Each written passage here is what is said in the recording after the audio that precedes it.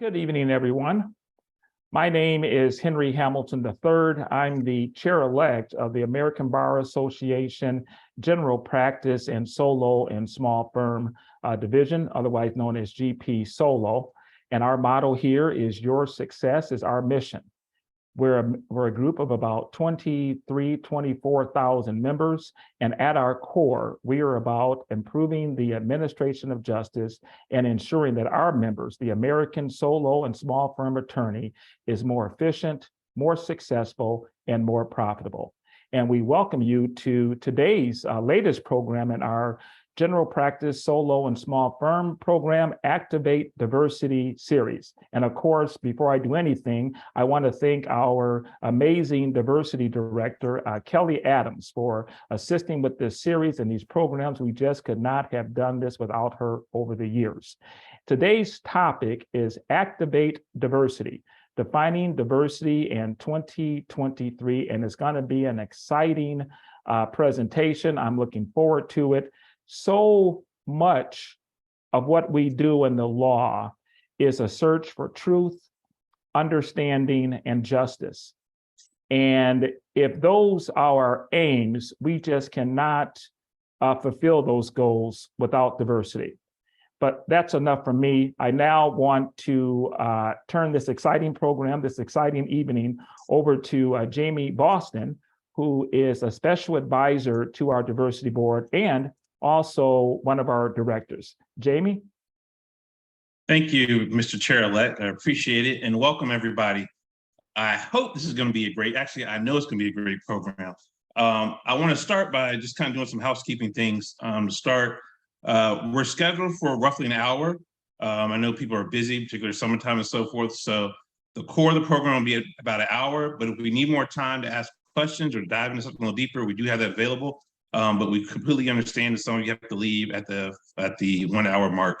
I also want to encourage all of you to listen and engage, ask questions, and this is going to be an open space type talk. All right, let's kind of make this like Vegas. You know, what stays in Vegas, what goes on in Vegas stays in Vegas. Although I must note this is being recorded, but still, nevertheless, let's come with open minds, more importantly, open hearts as we have the discussion. It could be difficult for some of you, maybe not. I'm just supposing that. But let's make sure we hear one another and we talk to one another. That's the whole point of this presentation.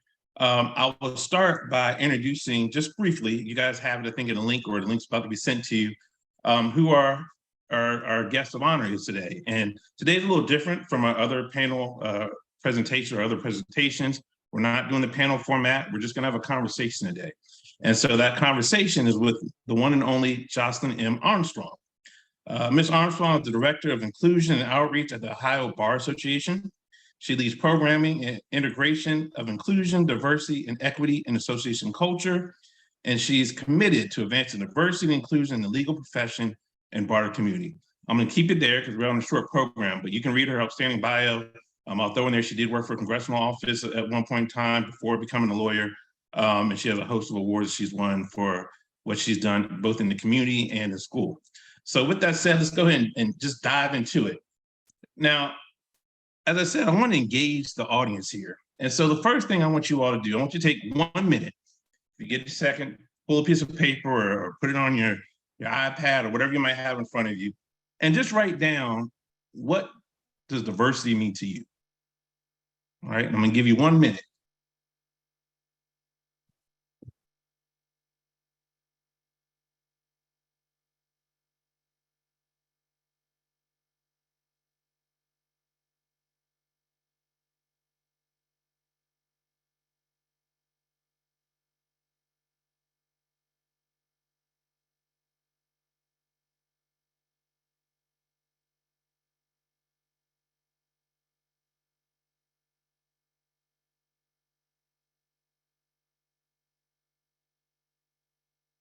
Another 30 seconds.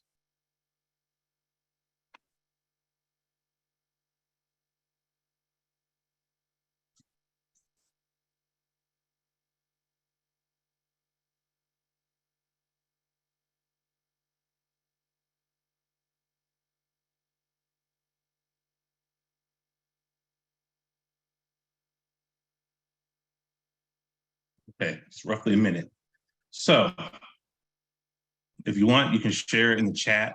We have somebody that's going to be monitoring the chat for us. So if you want to throw in there now, what you think diversity is or what diversity means to you, please share with us. And we're going to come back. And hopefully you learned something. I know you will, actually, because she's outstanding. But more importantly, I want to see if you have that same viewpoint when we're done with this presentation. Okay, so I asked everybody else to define what diversity is, but I'm going to start with Ms. Armstrong. Ms. Armstrong, please, can you define diversity as a specialist in this area? I am happy to do that, Jamie. I also want to say good evening to everyone, and thank you all so much for having me. It is my great joy to be here with the GPSolo Small Division of the American Bar Association. I, of course, bring you greetings from the Ohio State Bar Association in Columbus. I thought it important that I participate in the minute-long exercise as well. And so I wrote on my paper that diversity to me means unique, or it means different. And different is neither good nor bad, it's just different. Because I am a word nerd, or a logophile, as I call myself, I also pulled some what I'll call official dictionaries from places like the Oxford Dictionary or the Cambridge Dictionary. So when we think about diversity, I know sometimes people hear it and it starts to make them a little uncomfortable and nervous, but it's actually a good word. And it means things like the state of being diverse or variety. The Cambridge Dictionary describes it as the fact of many different types of things or people being included in something, or a range of different things or people. So I want us to kind of keep that in mind when diversity just means different, not good or bad. It means variety. It means unique. And all of us come to the space and to whatever table that we sit at as a unique individual. Okay. And let's just jump to it. So what? Like, does it matter? Why does diversity matter? Why are we even having this presentation? Why do you have the job that you have discussing this?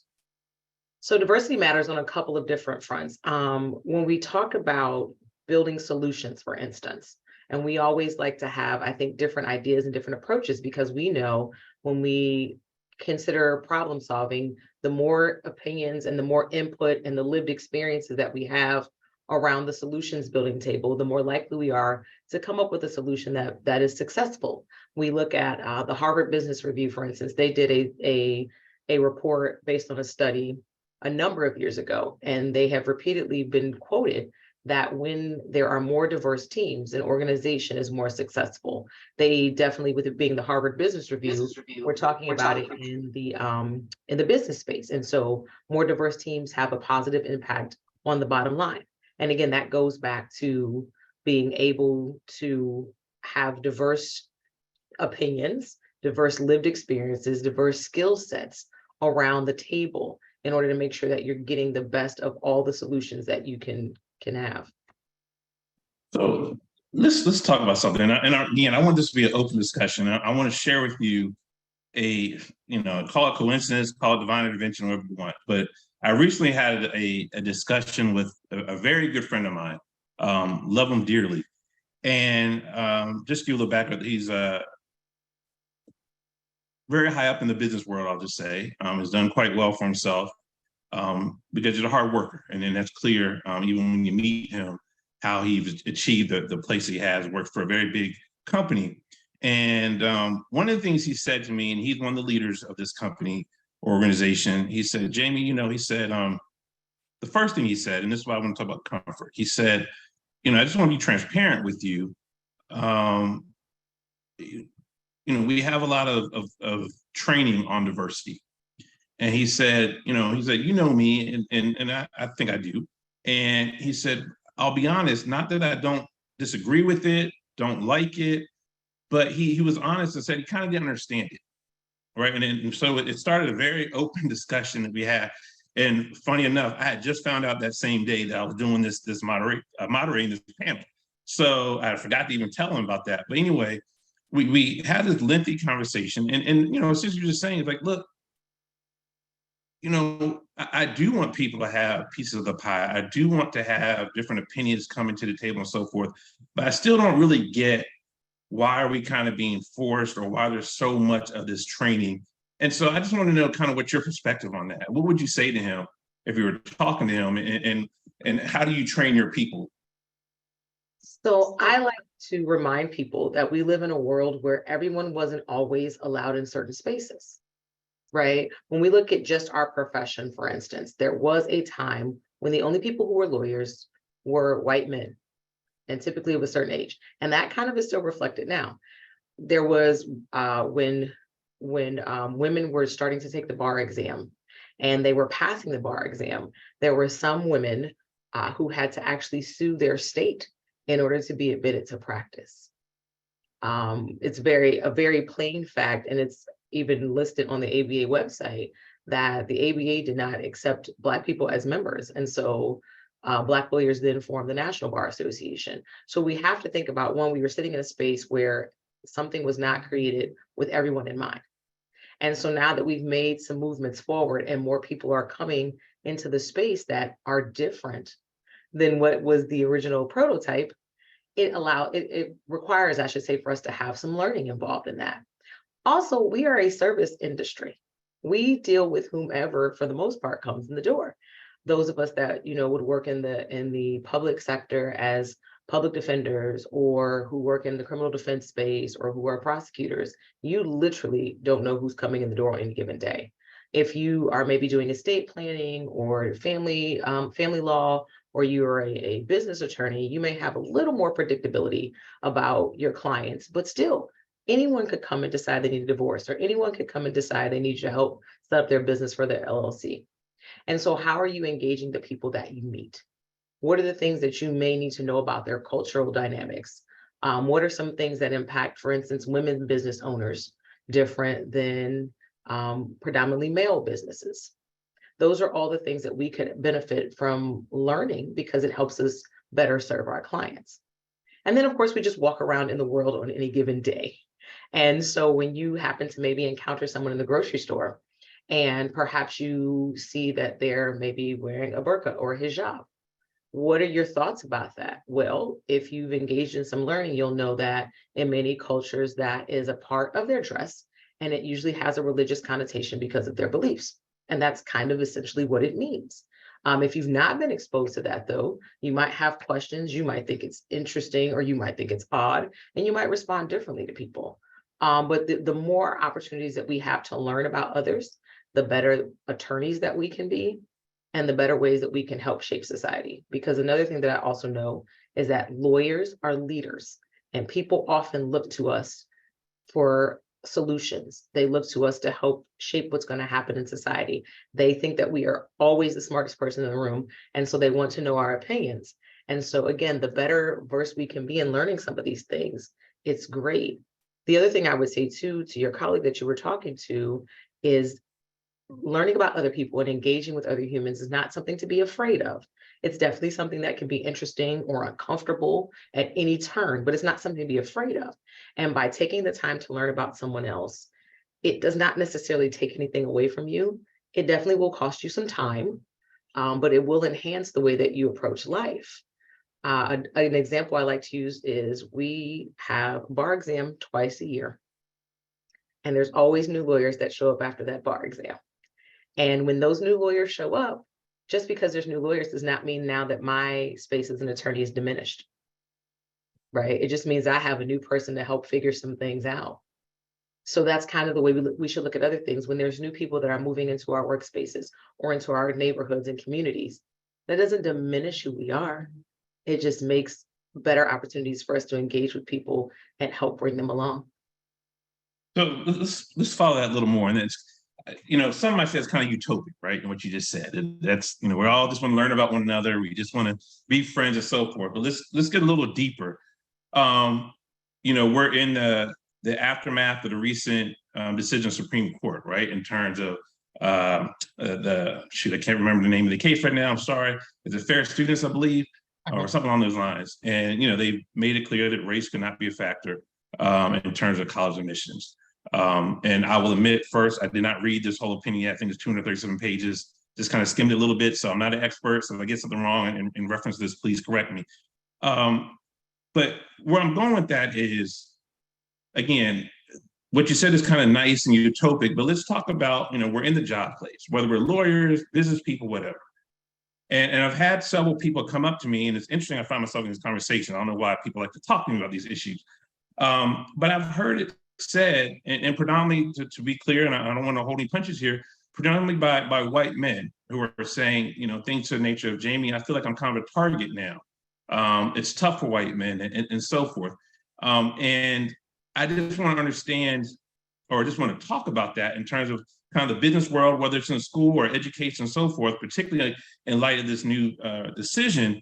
What would we say, or what do we need to say to people? Again, you're the expert here.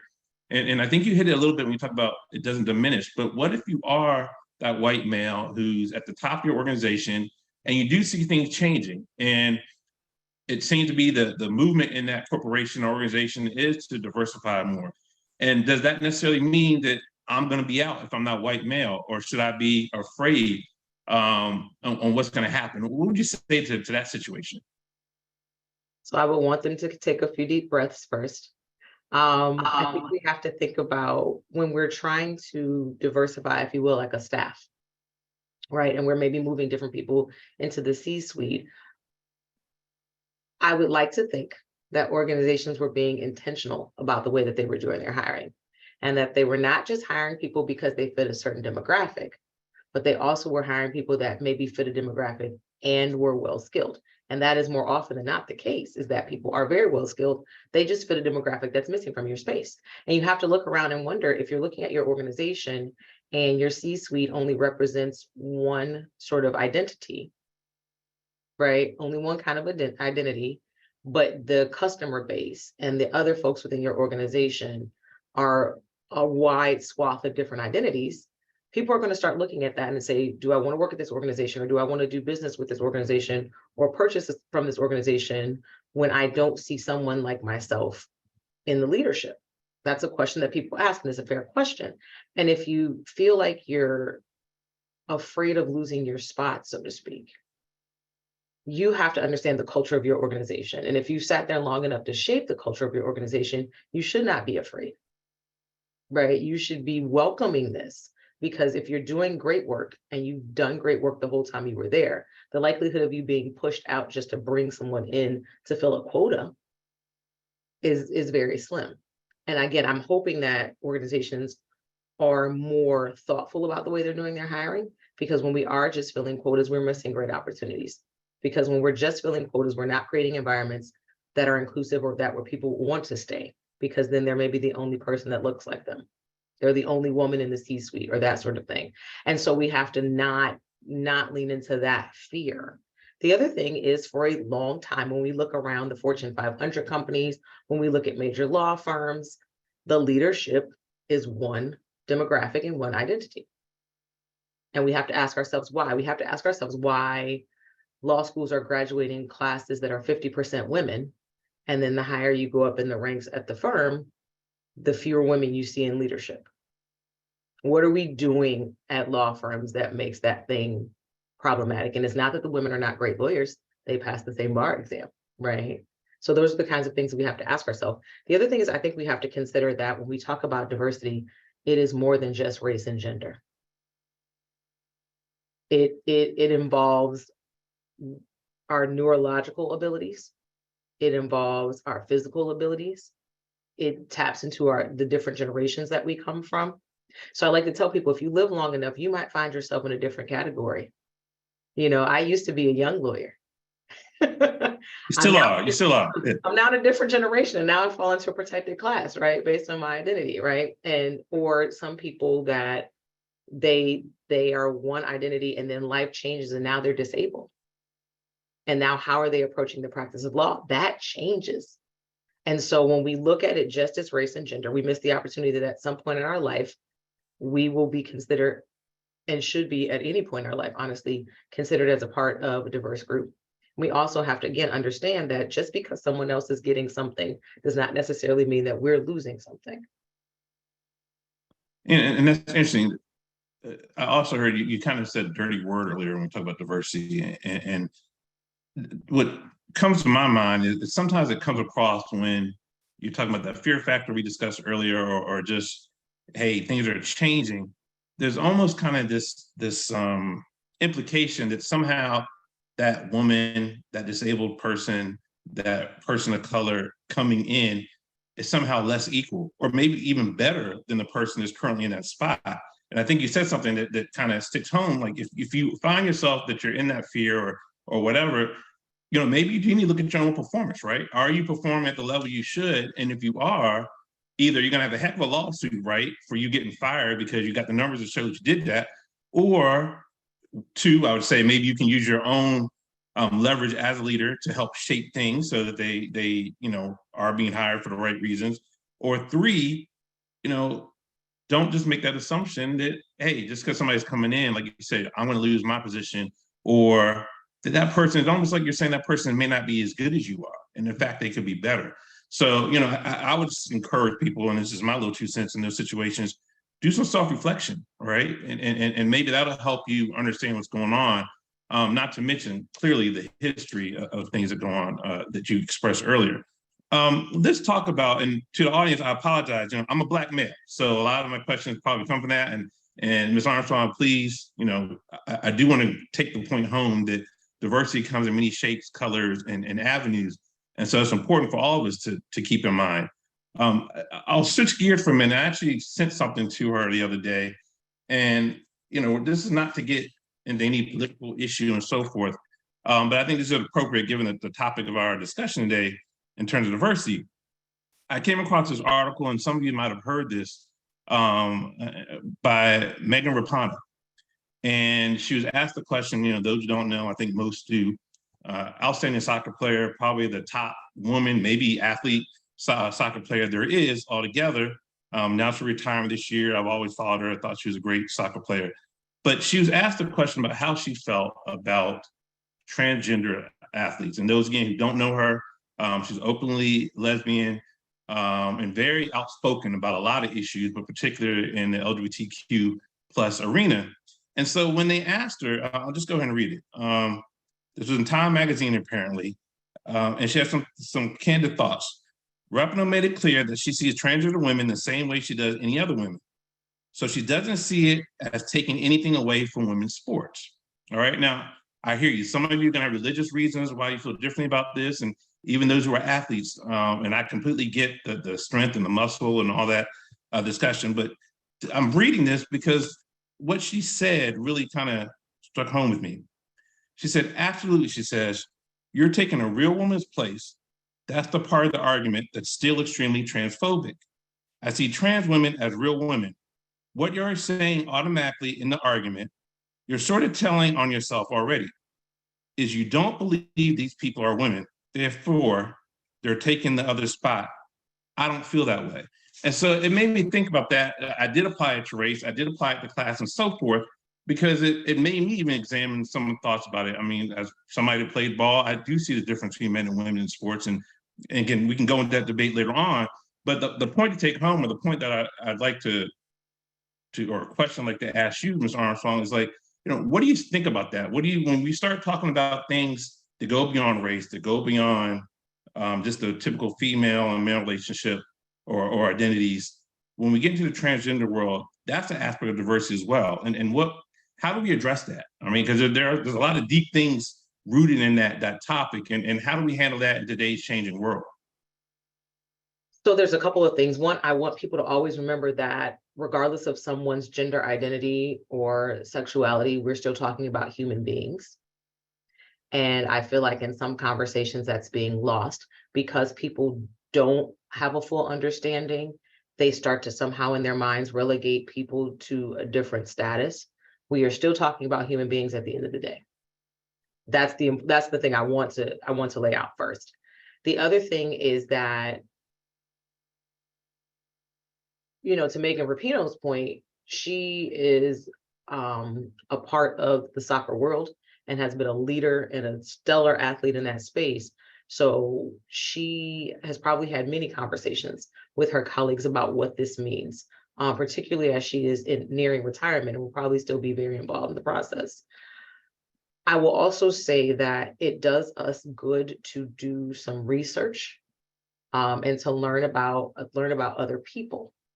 There are wonderful organizations around, like the Human Rights Campaign, which is a national organization, And they have a great wealth of information on their website to help understand transgender identities and what that means from a medical aspect and a societal aspect and those sorts of things. We also know that it is a very charged conversation in many places around the country because of different bills and things that have been presented. But again, looking at some place like the Human Rights Campaign will help you understand. Reading some books, watching some documentaries, particularly those things that are produced by people from that community and who have the identity of being transgender. There are a number of documentaries that we can watch, or a number of books. I think of Janet Mock, for instance, who is an African-American transgender woman who wrote a memoir that sits on my bookshelf with all the other books that I'm still trying to read. But for me, those are ways that I learn about people and how they present in society. I don't try to change their mind about who they are. I just try to learn, and then I go, but this is another human being. And more often than not, this is the person we see in the grocery store or the gas station. We pass them in the hallway at the courthouse or what have you. And I always ask myself, so what does their identity have to do with what we're doing together? If I'm passing them in the grocery store, we're people who are shopping at the same time. And that is about the extent of our interaction. And that's it, right? And so I think sometimes we get very wound up about people because we don't understand who they are. We have not educated ourselves or sought out information. And we start to try to figure out, well, what does this mean for me? Well, what does it mean for you? And that's a fair question, sure. But once you figure out what it means, it can kind of end there. And I always want to circle back to humanity. It's always about another person. So whether we're talking about someone with a gender identity that's different from us, or someone of a different race of us, or someone of a different socioeconomic status, or someone who has a visible or hidden disability, we're still dealing with people. And I know it sounds very Pollyanna and very naive, but I always want folks to remember to treat people like people, right? Being decent, being kind, that's a major part of inclusion and diversity, is just interacting with a human eye to eye, human to human. Whether you love what they do every day, whether you have absolutely completely different views about everything that happens in their world, whether you will never see each other again, it's still another person. It's still another human. When you say that, I think of something that it almost like you're saying that don't let your differences be enemy, but more so kind of like don't let discomfort be your enemy, right? If you come across somebody who is different, whatever that difference might be, that don't stop there. That the main thing to always keep in mind is that it's another human being in front of you. And that right there is enough of a bond, or hopefully is enough of a bond where you can start that conversation into whatever issue that might be taking place. What can we do? I mean, this whole program, this whole Activate Diversity series, and we'll come back to this at the end as well. But what can we do just in our kind of our daily lives, our daily jobs and so forth to take away that discomfort for these issues? Going back to my buddy's conversation, the one thing that he and I just kept saying to one another is, why is it so hard for so many people, particularly in today's time, where arguably this is probably one of the most polarized times in our nation, which says a lot when you think there was slavery and segregation, all these things, but it does kind of appear that way. How do we break that? And how do we get comfortable enough with discomfort, I would say, so that we can have these conversations? Mm-hmm. So I will say, one, it takes a lot of deep breathing and pausing. I think sometimes we're so busy and we're rushing through life that we don't stop long enough. And so when something happens or we encounter a person that's different and we get this uncomfortable feeling, we want to bury it. We don't want to deal with it. We want to move on very quickly from that moment. And I say, pause for a minute and sit with yourself and ask yourself, why does this make me uncomfortable? That's the first why. Then the next why I would say is, what motivates you? Why is this even a topic that some of you have tuned in for at 5 o'clock during a busy week? So what is your why of even learning about this? And then I can say there's easier ways to educate ourselves. We're very busy people. And when we start to have these kind of webinars, or we start to talk about learning more about other people, and what that looks like, we start to think of it as, oh my gosh, that's another thing I have to do. It's another activity. My schedule's already packed. How am I supposed to fit this in? We start having like these weird law school flashbacks of never having enough time to get the reading done, right? So I implore you to use your current learning style. And if you don't know what your learning style is, there are some online resources that can help you figure it out. But if you do know what they are, for instance, if you're an auditory learner and you pick up things by hearing very well, maybe that means you should listen to podcasts or audiobooks. And that's something you were probably going to do anyway. Many of us on a Friday or Saturday evening, we sit around with our families or by ourselves or what have you, and we fire up one of those streaming services. We're into Netflix or Hulu or what have you, and we're going to spend, an hour and a half, 2 hours watching something. Maybe in that time, instead of watching another comedy or rewatching that sitcom that you've seen 700 times, maybe use that hour or hour and a half to watch a documentary or even just a movie about, some other culture or some other group of people that you're not familiar with.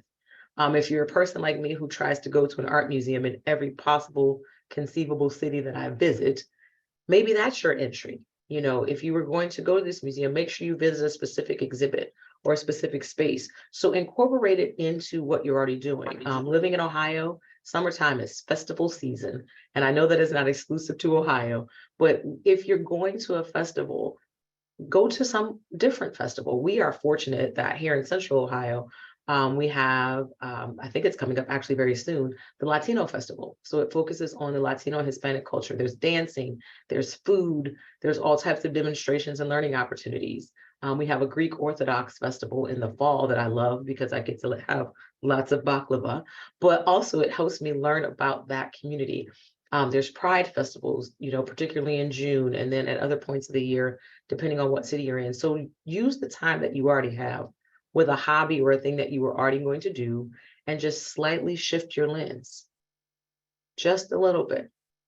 Will that automatically do it though? I mean, because I'm sure there's people on here, particularly lawyers, right, who will say, Jocelyn, Jamie, I have friends of every race. I have gay friends. I have, Jewish friends or Indian friends or whatever it might be, right? And so they're saying to themselves, and I'm not, when I say they, I'm actually including myself too. Hey, I'm pretty well-rounded. I'm pretty diverse. I go to different programs like you just explained.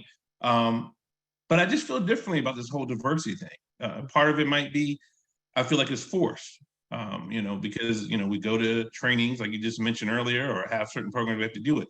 So what would you say to those folks who feel like they kind of get it, but they just either disagree or they get the idea of expanding the horizon in terms of educating themselves, but they still don't necessarily buy into the diversity and inclusion part? Do you have something to say? And that might be a tough question to ask, but what would you say to those folks? So it's a hard question. And nothing that I'm saying, of course, is a magic bullet, right? What we understand about people and societies is that we evolve. So the more exposure that we get to a thing, the more likely we are to change our thinking and we will embrace it more. Absolutely, when it is a training that someone says you have to do at work, you will feel differently about that. I am not a fan of mandatory trainings. I understand they take place in many spaces, but whenever you put the word mandatory in front of something, people automatically kind of like lean back and they come in the room with a certain sort of attitude because they don't want to be told they have to do a thing, right? So the other thing is, again, the more exposure you have to different types of people, I'm guessing because lawyers tend to be curious by nature, the more we'll want to learn about different types of people, the more we'll want to lean into these kinds of things. And you will start to, I think, feel differently about, also, I would say we also have to look at maybe the programs that we're making people learn, so to speak, or the programs we're making people attend. What are the caliber of the programs? Is it someone at the front of the room talking to them for an hour? Or do they have opportunities to have dialogue like you and I are having, right? And build those connections, because yes, you may have a friend or a neighbor from a different background than you, or a cousin or someone else. But what time are you spending cultivating those relationships and spending time actually interacting with people? That shifts your thinking as well and makes you feel differently about diversity as well. Sharing stories and sharing lived experiences is very important.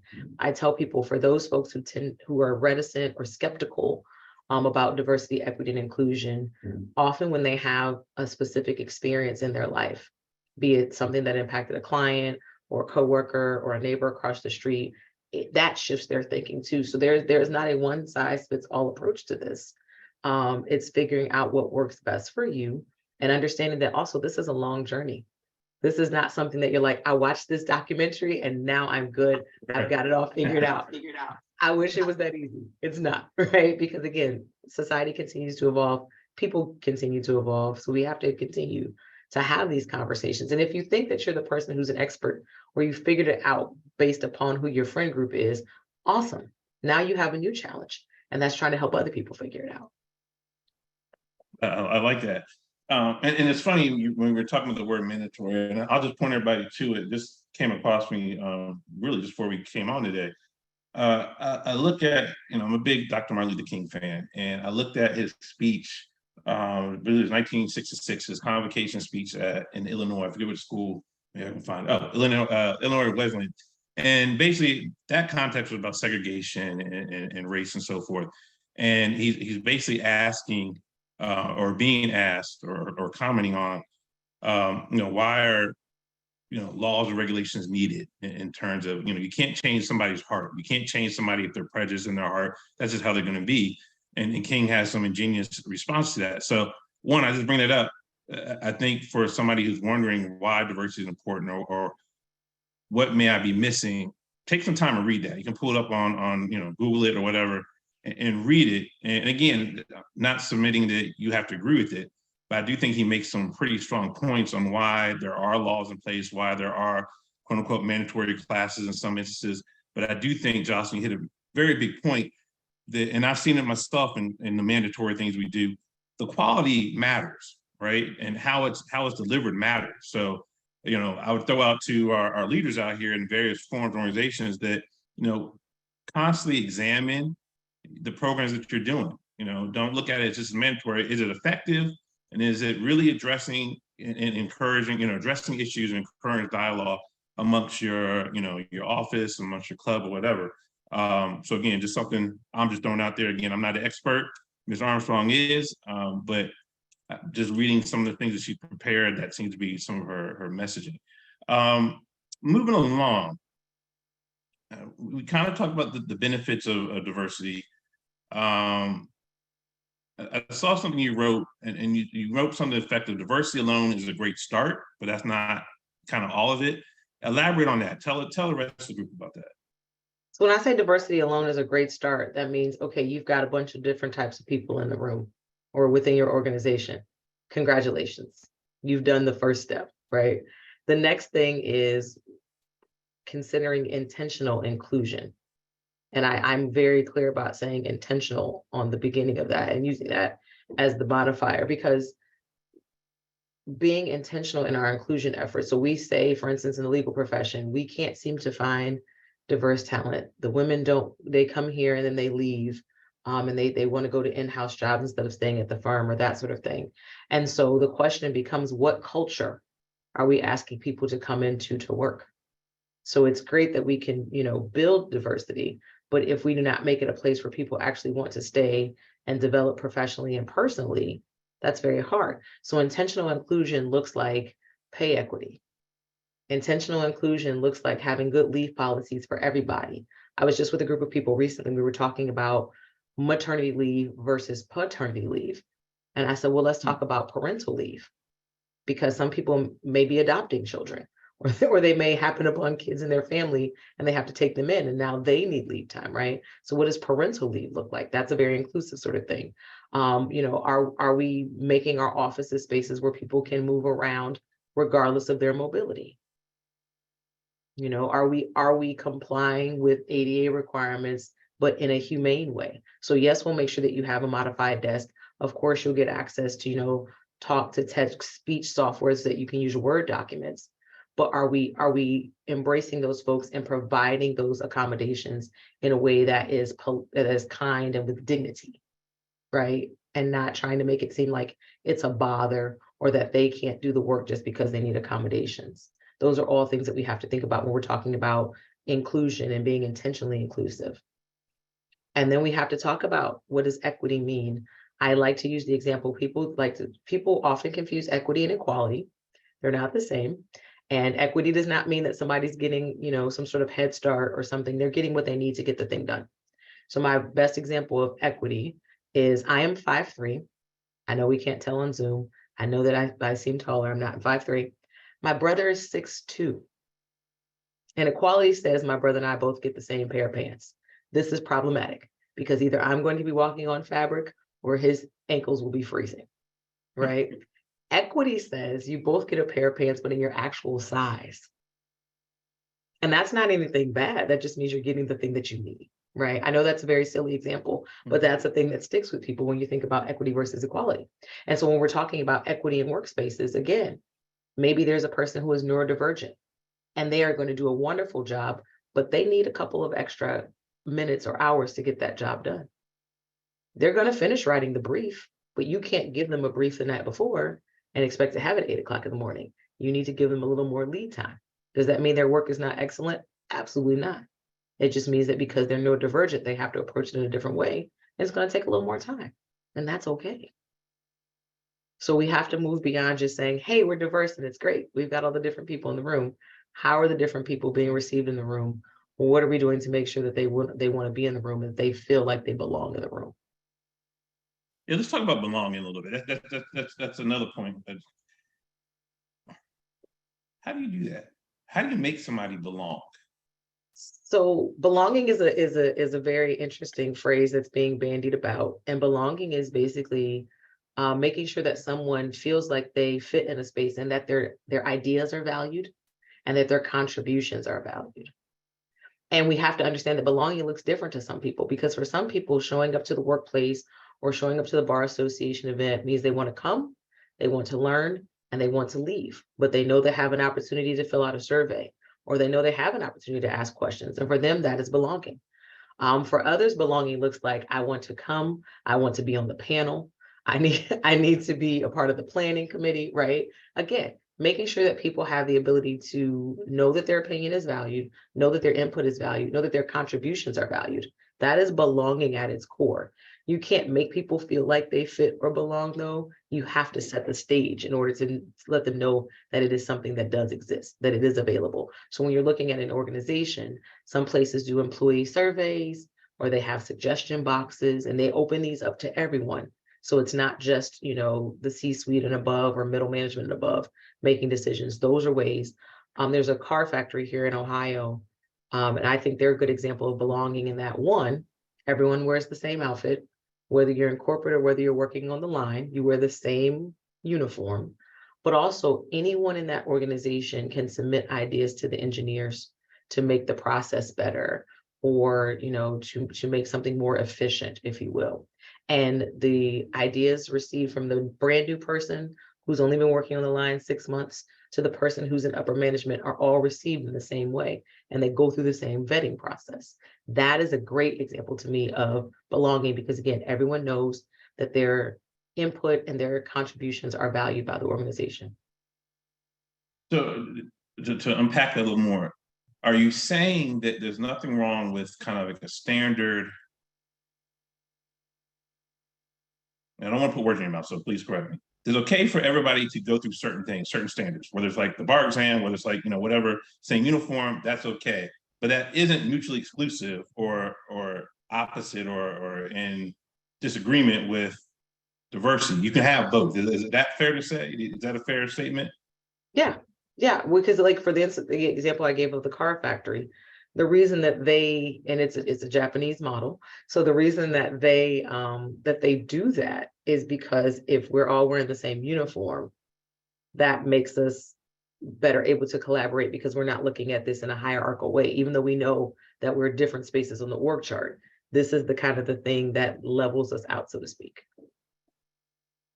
But everyone in those uniforms is different and they're bringing different things to the table. They just happen to have on the same clothes. Okay. Is there anything I didn't kind of bring up or that you like to, because I want to go into the questions just in case people do have to leave. Is there anything, again, you study this, you experience this in your job. And by the way, she has a podcast. I didn't mention that in the introduction.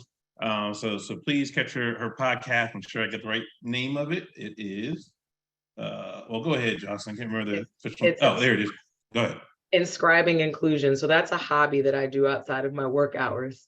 I will say this though, you all have called me an expert, and I think that's fun. Truthfully though, I am always constantly learning, right? What I will tell you about this diversity, equity, and inclusion journey is that it does not stop at a certain point. There is no like ultimate level of achievement. There are people that I admire and look up to and learn from in this field.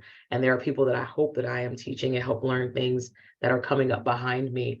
I look at it much like I do the practice of law, right? Even when you get to the highest of heights, there's still a new thing that happens because a law changes, and you may have been practicing for 40 years and now something shifts in your particular practice area, and you are still very well experienced, but you might be novice in that thing. So I'm constantly learning, and I encourage you all to constantly learn too at whatever place that you're on your journey. I will say that I want us to again remember that a lot of this is about humanity. And I know there was a question that came up in the chat box, and I want to read it because it's important, and I want to get to it. When speaking about diversity and inclusion, I often ask folks how political views interfere with acceptance and true inclusion. The question asker asks, I use the example of whether in selecting a leader in a committee or presentation, if they would include a person who identifies as African American or Black, but who is perhaps pro-life, over a Caucasian male who is pro-choice. And so then they asked that I would speak to how we have those difficult discussions of inclusion, particularly around political perspectives. This is hard. I will not pretend like that is an easy thing to do. But what I can tell you is that when we're talking about how political ideologies fit into this conversation, we have to remember that we live in a place where that is a large part of our society and how people's thinking is shaped. And so when we immediately put a label on it, though, is like someone has a certain race, or someone is affiliated with a particular party or a particular set of political ideas, we automatically then in our brain have decided what they're going to say to us, what their thinking is, how they're going to approach a thing. And that's where our implicit bias creeps in, right? Because if I say pro-choice or pro-life, you automatically have an idea in your mind about what that person's going to do and how they're going to do something. And that may not be completely accurate. It's a little more nuanced than that, right? And I feel like that's a part that we've missed in society, is that we don't have nuanced conversations anymore. We don't allow for there to be various shades of gray in the things that we're dealing with. So I will not pretend like it's easy, but what I will say, I will encourage people to interrupt their bias. So when they hear a particular racial or ethnic identity, or they hear a particular political, like someone has a particular political persuasion, I will encourage them to pause for a minute and kind of slow down all the things that are immediately bombarding their brain about what they think this person might do or say, and instead have a one-on-one conversation with that person and say, I understand that your political ideology is thus. Can you tell me more about what that means for you? I'd love to talk about how you arrived there. Maybe there are some things that we actually think the same about, despite possibly being on what we would consider opposite ends of a spectrum, right? But it takes us disrupting our own biases in our brain. It takes us slowing down long enough to have the conversation. It takes us being comfortable with dealing with nuance and understanding that everything is not 100% one way or the other. And we also have to be okay with the fact that sometimes we will encounter people who do not agree with us 100%. And we can still have a conversation with them. And as long as it's not dangerous and they're not violent towards you and no one is being hurt, you can still have a conversation, and you may walk away and have learned something different. Or you may walk away and decide, I still don't agree with their point of view, but I'm glad I figured out where they were coming from.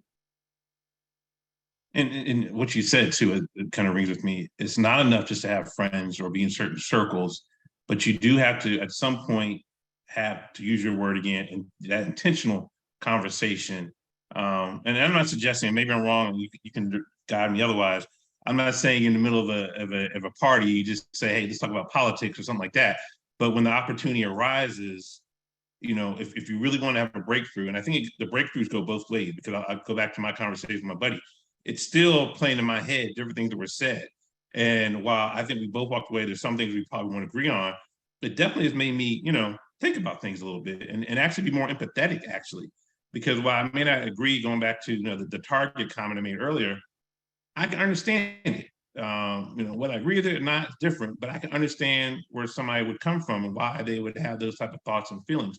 And they're legitimate, right? They're the legitimate feelings. And so, but somehow we got to get through it. Somehow we have to have a breakthrough so that we can sit, at the coffee table or at the bar or wherever it might be, and go back to like what you said earlier. And I think it's very important just to be human with one another. And that, to me, that's the only way we're gonna get through this polarization. I'm gonna turn it over. Kelly, I think there's some question in there. I'll leave it at that unless there's anything else you want to add before we go to the questions, Jocelyn. No, I'm ready for the questions. I know I grabbed one. I jumped. Yeah, I know you grabbed one. I don't know if there's any more there. It looks like Anybody else? there are mostly just comments on how wonderful this discussion has been, that Jocelyn is a hero. But I don't see any questions. So if anyone has any questions, now is the time. You can put it in the question and answer, and we will read them out and give it over to Jamie and Jocelyn.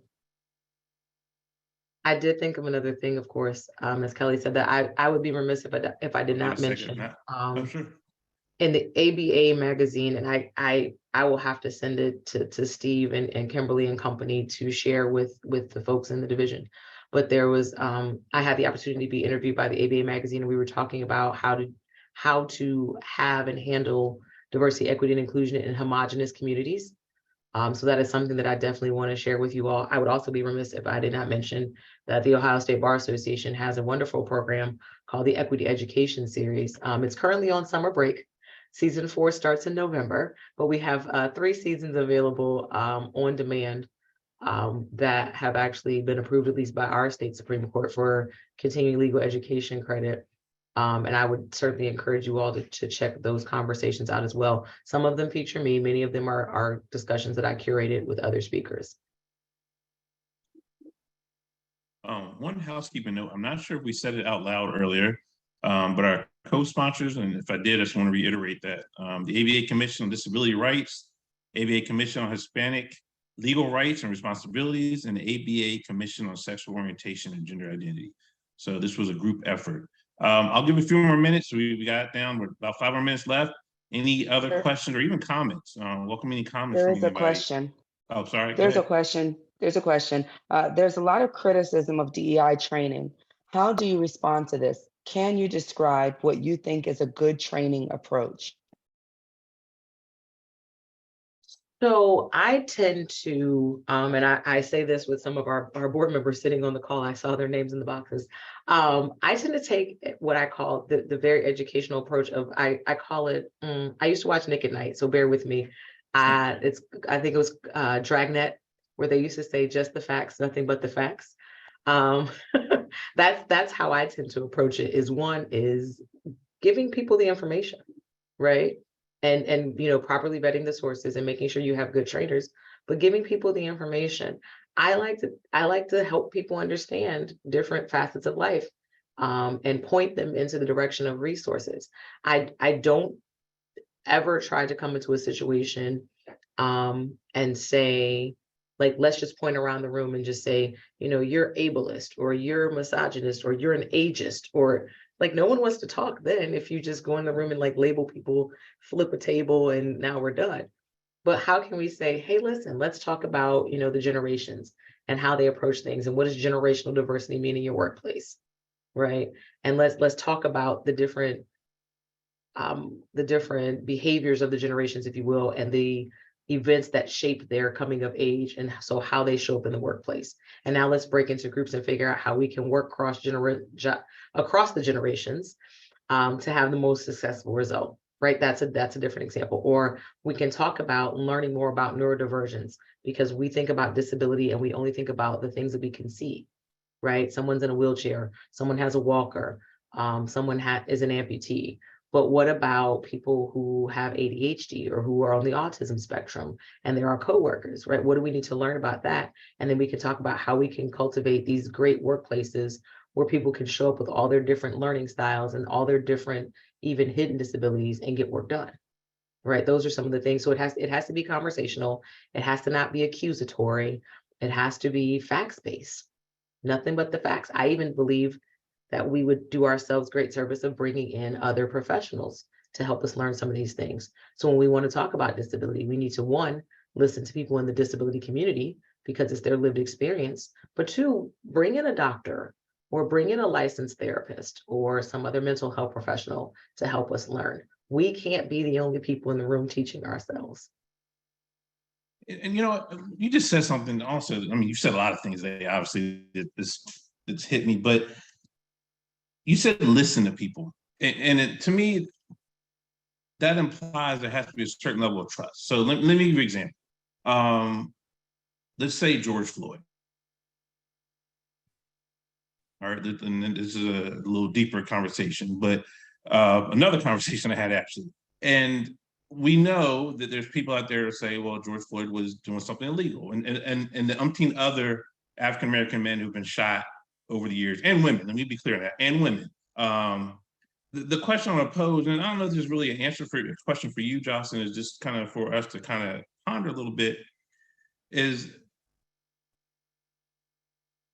we don't know I don't know what it's like to walk in your shoes as a woman, right?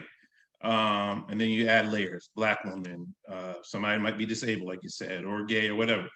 And so it occurs to me that we're gonna have to trust people when they tell them, when other people tell us, this is our experience, right? So I can't really, you know, to somebody, you know, we've gone through a spell of Asian hate recently. I couldn't speak to what it's like to be Asian in America, you know, particularly, you know, about a year ago when there was all those killings and attacks and so forth.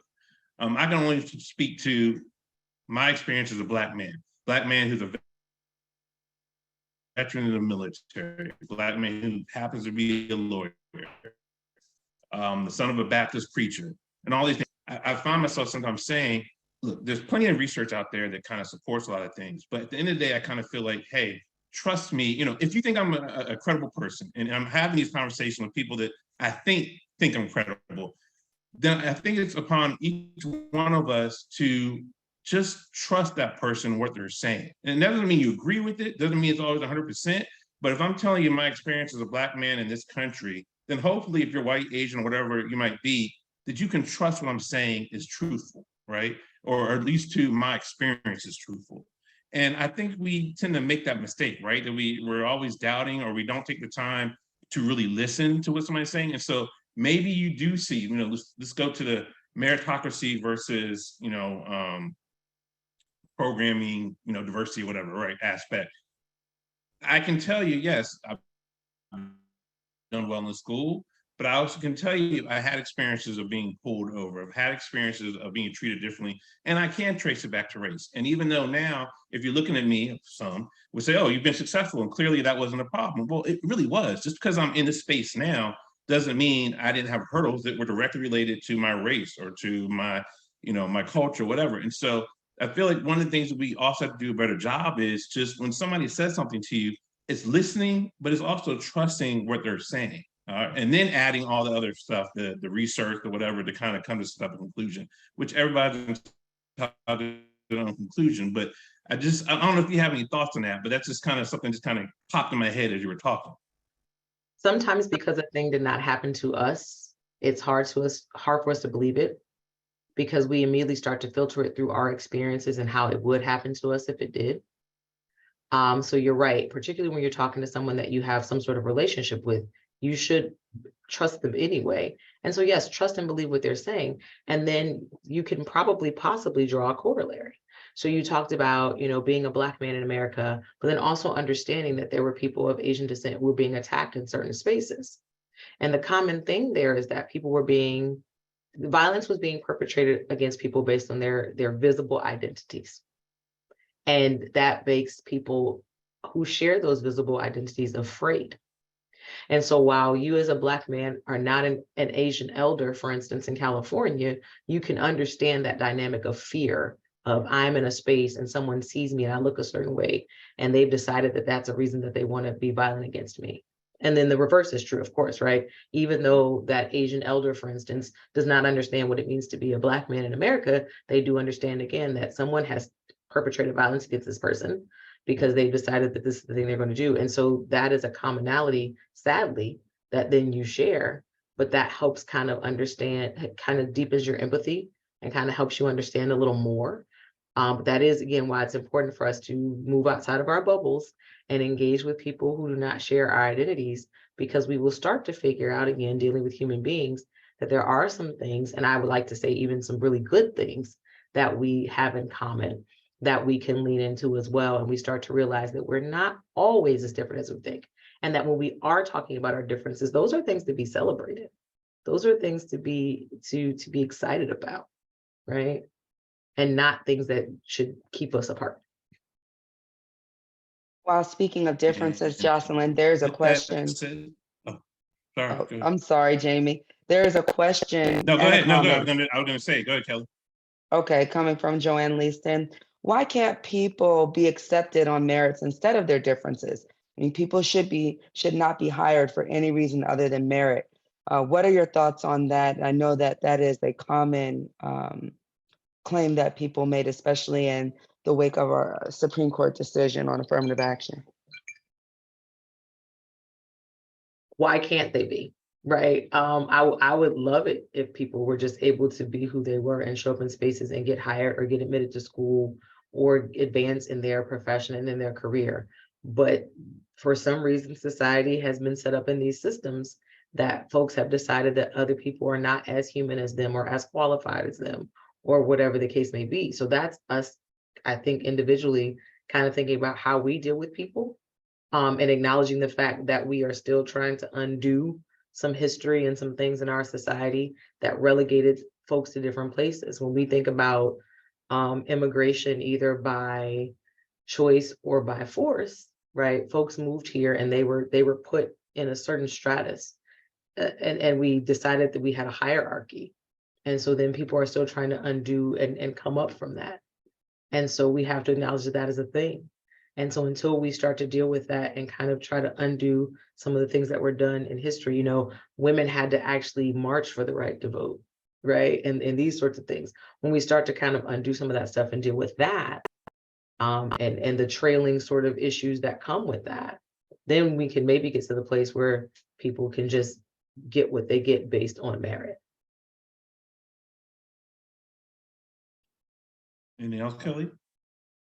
There are no questions right now. Thank you.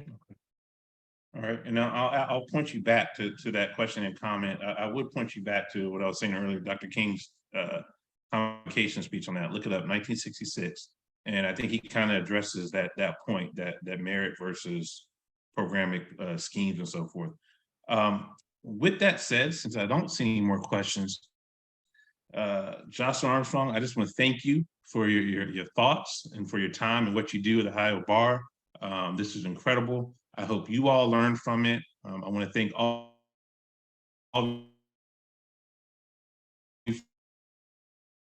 for attending, and to the staff who helped Activate Diversity series. But we'll be back. So we'll be back next year with several more. And in the tradition of our program, I'm going to end this last thing. Jocelyn, even you kind of talked about it for the last hour. How do you plan to activate diversity in your personal space going forward?